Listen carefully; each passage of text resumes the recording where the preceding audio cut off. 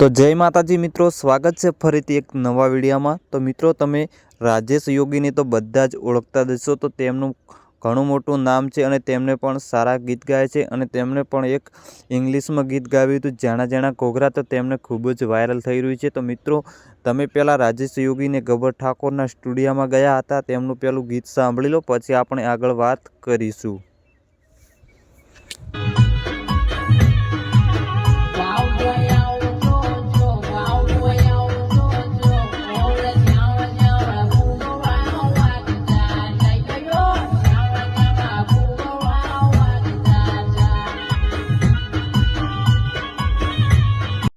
बात तो सही है।